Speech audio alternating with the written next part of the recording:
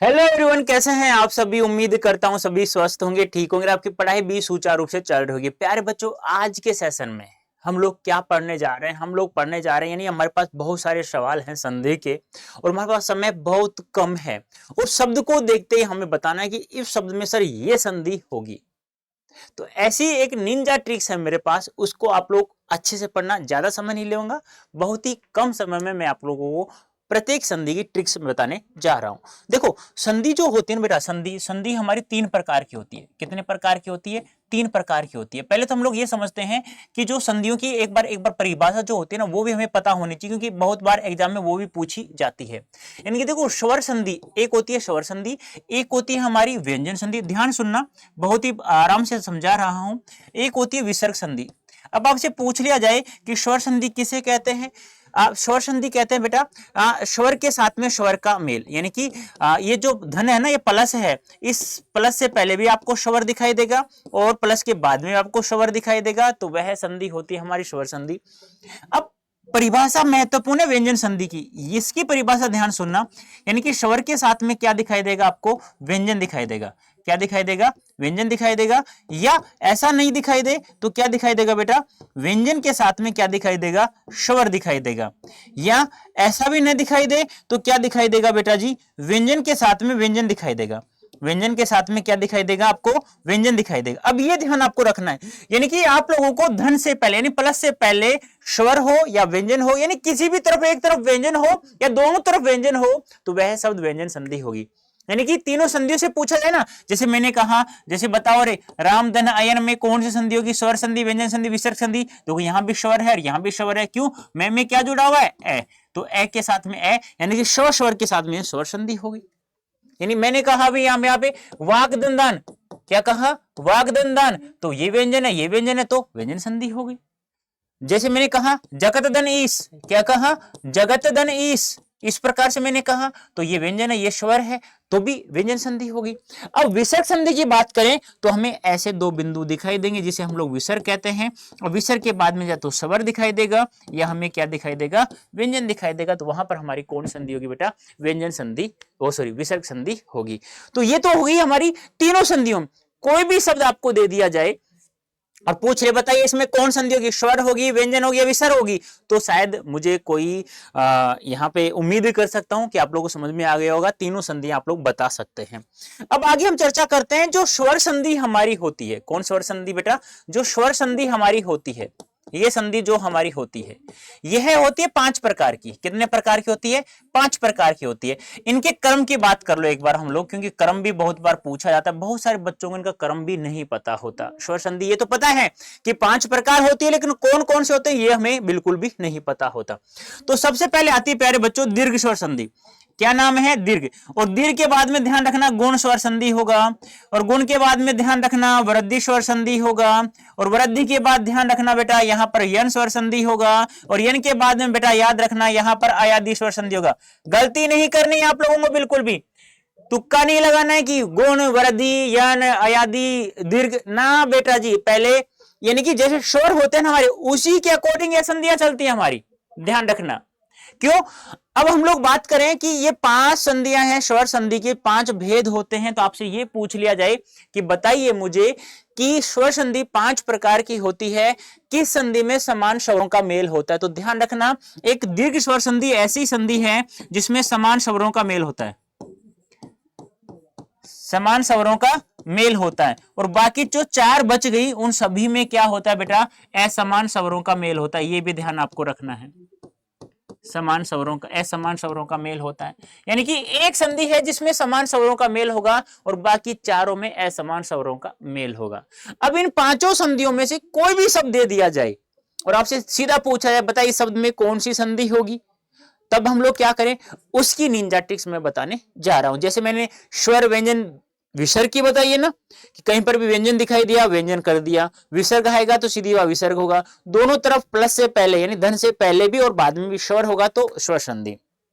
ऐसे ही कोई भी शब्द दे दे, इन पांचों में से पूछ लिया जाए तो बताइए कौन सी संधि होगी, उसकी ट्रिक्स में बताने जा रहा हूं। ध्यान से सुनना है आप लोगों को। पहली है दीर्घ, उसके बाद है गुण, उसके बाद है वृद्धि, उसके बाद है यण और उसके बाद है अयादि। ठीक है, ये आप लोगों को ध्यान में रखना है। आप समझे ना, ध्यान से समझने की चीज अब है। आप लोगों को कहीं पर भी एक मात्रा या एक मात्रा और एक डंडा यानी खड़ी पाई बोलते हैं डंडे को, ऐसा आप लोग कहीं पर भी दिखाई देता है तो 99% ध्यान रखना। देखो यार बेटा, 100 सवाल है, 100 में से हमारे जैसे मान लो ज्यादा बोल दिया मैंने, 10 सवाल है, मिनट हमारे पास 2 हैं, तो कैसे करेंगे? अब वो 10 में से सवालों में 8 भी सही हो जाए तो मैं तो मानता हूं बहुत सही है। क्योंकि 99 इसलिए बता रहा हूं कि 100% नहीं हो सकता, क्योंकि 100% होता तो फिर तो संधि को हमें पढ़ने 5 घंटे क्यों लगते, 5 संधियों को पढ़ने में, वो तो 10 मिनट पढ़ ले हम लोग। तो ध्यान रखना, ट्रिक से ये 99 काम करेगी। तो किसी भी शब्द में एक मात्रा या एक मात्रा और एक खड़ी पाई दिखाई देती है, यानी कि आपको ध्यान रखना कहीं पर भी एक मात्रा दिखाई दे तो आप तो गुण स्वर संधि करके आ जाना। जैसे उदाहरण की मैं बात करूं, जैसे मैंने कहा रमेश, बोलो कितनी मात्रा है बेटा? एक ही मात्रा है गुरुजी। मैंने कहा राकेश, कितनी मात्रा है बेटा? 2 ही मात्रा, एक ही मात्रा है गुरुजी। जैसे मैंने कहा हिमोपल, कितनी मात्रा है बेटा? गुरुजी एक ही है। इस प्रकार से कोई भी शब्द आ जाए, कैसा भी आ जाए, तो आप लोगों को बस यही देखना है कि इसमें एक मात्रा है या कितनी मात्रा है। जैसे इतरेतर, जैसे श्वेतोत्पल। अब देखो यहां पर ये मत कहना 2 मात्रा, अरे एक एक ही है, यानी मैंने कहा ये 2 मात्रा होती है ना कि एक मात्रा होती है, ध्यान रखना है। ठीक है, कभी तुमको एक एक 2 मात्राएं होगी गुरुजी, ना बेटा ऐसा मत कर देना। जैसे रक्तोत्पल, इस प्रकार से आप लोगों को देखना है। बोलो समझ में आया नहीं आया? यस या नो, कमेंट बॉक्स में आंसर आ जाना चाहिए, यस या नो। शब्द को देखते संधि बताना है। अब वृद्धि स्वर संधि की बात करें तो किसी भी शब्द में हमें या तो 2 मात्रा दिखाई देंगी या 2 मात्रा और एक डंडा दिखाई देगा, तो 99% हमारी कौन सी संधि होगी? वो वृद्धि स्वर संधि। जैसे उदाहरण की हम लोग बात करें, जैसे कि मान लो आ गया मतेक्य, बोलो कितनी मात्रा है? 2। जैसे कि मान लो आ गया जलोग, कितनी मात्रा है? 2। जैसे मान लो आ गया सदैव, कितनी मात्रा है? 2। जैसे मान लो आ गया तथैव, कितनी मात्रा है? 2। जैसे कितनी है? महेश्वर्य, कितनी मात्रा आ गई बेटा? 2। जैसे मान लो आ गया औत्सुक्य, सॉरी वनौषध,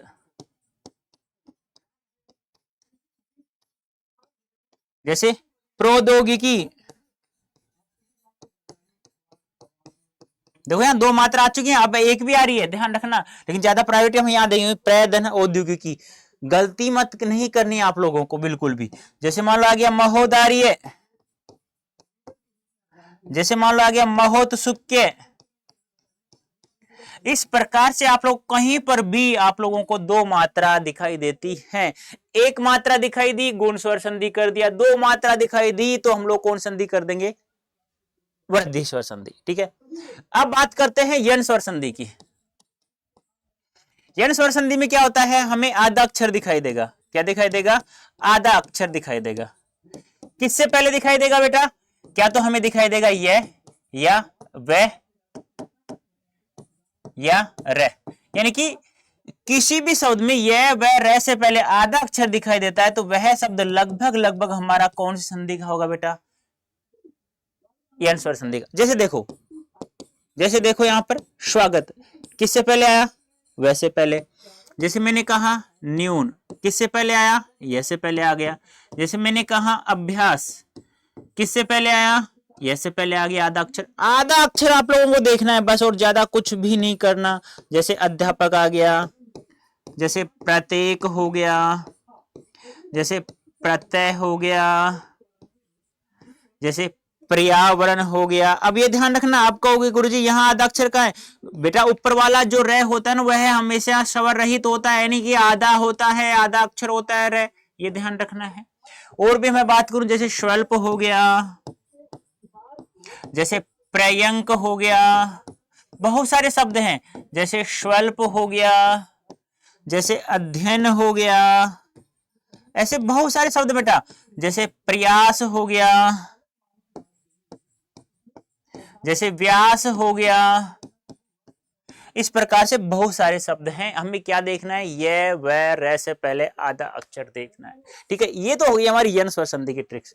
अब हम लोग बात करते हैं अयादी स्वर संधि की।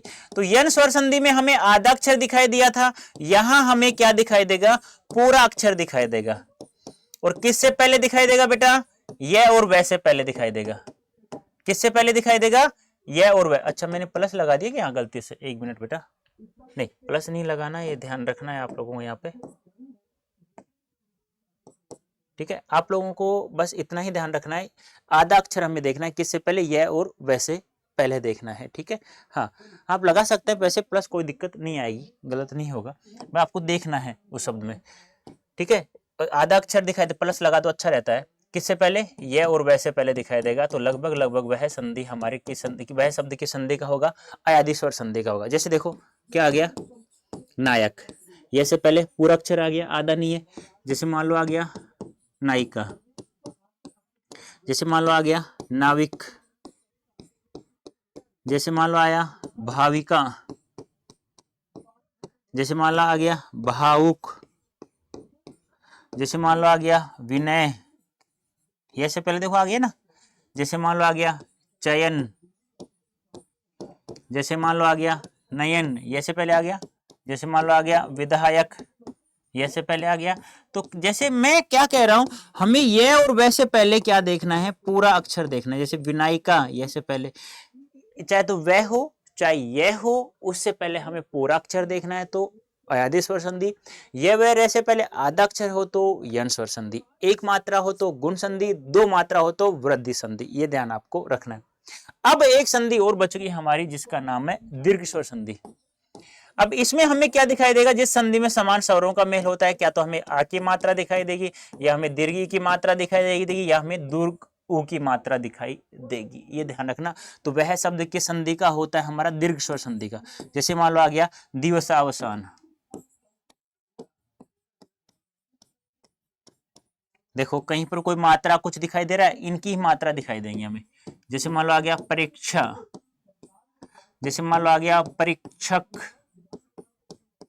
हाँ यही दिखाई देगा, ज्यादा कुछ ही नहीं दिखाई देगा। जैसे मान लो आ गया कविस, जैसे मान लो आ गया सरयूर्मी, जैसे मान लो आ गया भूर्ध्व, जैसे मान लो आ गया ऊर्ध्वाधर। अब ये थोड़ा सा ध्यान रखना, यहाँ वैसे पहले आधा अक्षर भी आ रहा है, इसको ध्यान रखना, इसका संधि विच्छेद होता है ऊर्ध्वधनाधर, क्योंकि दोनों सार्थक शब्द होने चाहिए बेटा। ये ध्यान आपको थोड़ा, मैंने कहा ना, मैंने 99% बताया था, 100% नहीं बताया था, ध्यान रखना 100% हम लोग दोनों सार्थक शब्द हमें पता होना चाहिए, ये आप लोगों को ध्यान में रखना है। और मैं बात करूं तो बहुत सारे शब्द हैं, द्राक्षशव, जैसे मैं बात करूं दावानल, दावाग्नि, कारावास।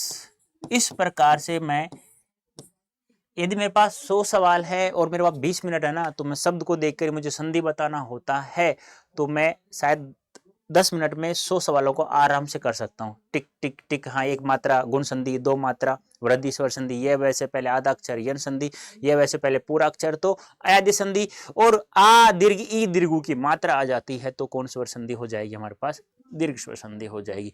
ये थी हमारी निंजा ट्रिक्स, किसकी थी बेटा, संधि की ट्रिक्स समझने की, ये निंजा ट्रिक्स। व्यंजन संधि और विसर्ग संधि हम लोग पहचान सकते हैं, विसर्ग आ जाएगा तो विसर्ग संधि। व्यंजन हम लोग पहचान सकते हैं, दोनों तरफ क्या तो व्यंजन होगा, या किसी भी दोनों तरफ प्लस से पहले या बाद में व्यंजन हमें दिखाई देगा तो व्यंजन संधि। ये हो गई हमारी संधि की ट्रिक्स। और मैं एक बात और कहूंगा, एक कूपन कोड है हमारे पास Y551, इस कोड का प्रयोग करके आप लोग महापैक से ज्वाइन करें, या आप लोग किसी भी बैचेस ज्वाइन करते हैं तो आप लोगों को यहाँ मैक्सिमम डिस्काउंट प्राप्त होगा इस कूपन कोड की सहायता। तो जल्दी से आप लोग जुड़ जाइए, क्योंकि आपको 12th के बाद में CUET की तैयारी करनी पड़ेगी, और 1.5 माह में आप लोग जानते हो भी ना CUET का सिलेबस कवर नहीं होगा। तो अभी से आप लोग यदि 12th क्लास में भी अच्छे से मार्क्स लाना चाहते हैं और CUET में प्रत्येक सब्जेक्ट में फुल मार्क्स लाना चाहते हैं, तो इस कूपन कोड का प्रयोग करके आप लोग महापैक से ज्वाइन कर सकते हैं। आप चाहते हैं कि महापैक से ज्वाइन कैसे करें, तो मैंने प्रत्येक सेशन में बताया है, तो वहां आप लोग जाकर के देख लीजिएगा, कल वाले सेशन में, उससे पहले वाले सेशन में, तो मैं सभी सेशन बताता हूँ। आज थोड़ा समय का अभाव होने कारण मैं आपको नहीं बता पाऊंगा कैसे इसका प्रयोग करें, तो एक बार आप लोग देख लीजिएगा महापैक कैसे ज्वाइन करें, लेकिन कोड ध्यान रखना Y551। तो प्यारे बच्चों, यदि ट्रिक समझ में आ गई संधि की तो मुझे यस, और नहीं आई तो नो में कमेंट अवश्य करना है। तो अभी के लिए इतना ही, धन्यवाद, thank you so much, okay tata bye bye, thank you बेटा।